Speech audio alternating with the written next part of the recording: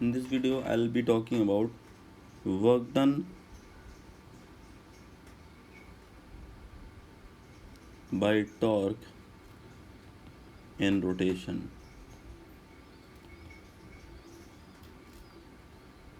So let's suppose we have a rod which is hinged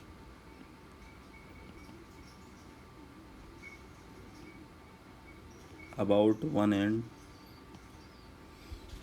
Now suppose that there is a force which is vector F which is applicable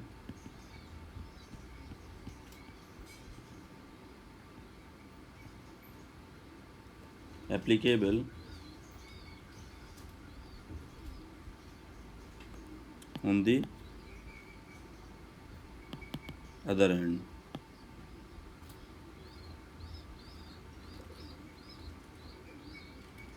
Now our task is to find out the work done in rotating certain angle theta.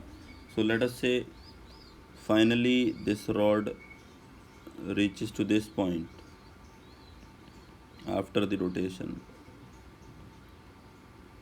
and it rotated with angle theta.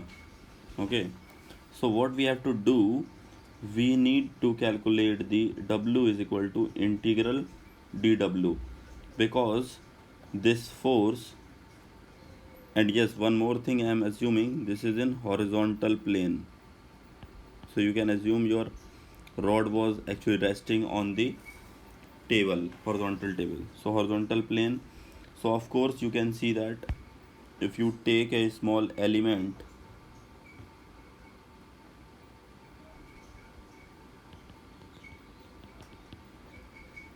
so this angle is theta, d theta. So clearly you can see that this force can be assumed constant for this d theta angle rotation. So I can write F dot dx. Now for small d theta rotation we can say this is F, and of course this R is perpendicular. So after rotating d theta, so what I can see here, I can write this is dx as this is d theta. So we know that angle is equal to displacement divided by radius. So that means dx is nothing else r d theta. So this is vector F.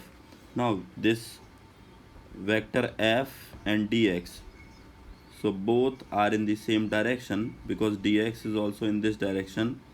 So very small distance, we can say that this is fx cos 0, and this f is f into dx is r d theta into 1. And if we have calculated this value, then we can say f into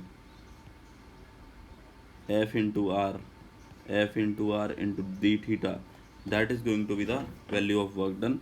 And f into r, clearly if you observe, we know that torque, so obviously if this point is, let's say, O, so torque about O can be calculated F into R at any certain point. So this is F into R clearly. So F into R can be replaced at torque about point 2 into d theta. So work done is pretty simple, that integral tau d theta. So general expression for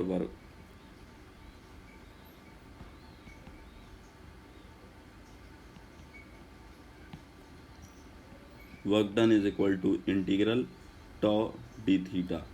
So whenever there is rotation in work and rotation, we have to apply integral tau d theta.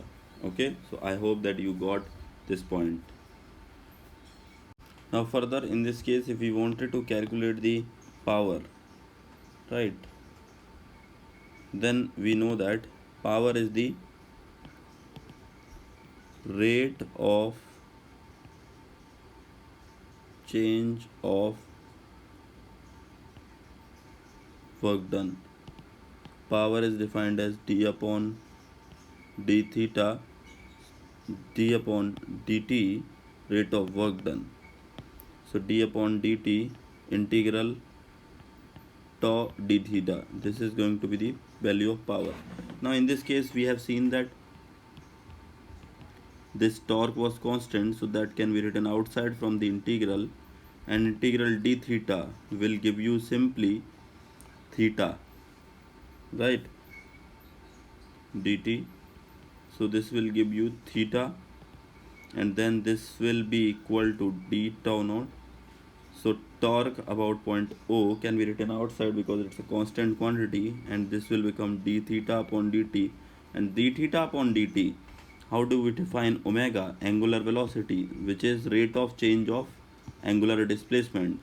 So this is nothing else, angular velocity.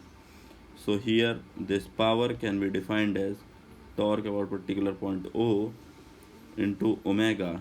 So any for a general point, torque into omega will give you the power supplied. Okay, yeah.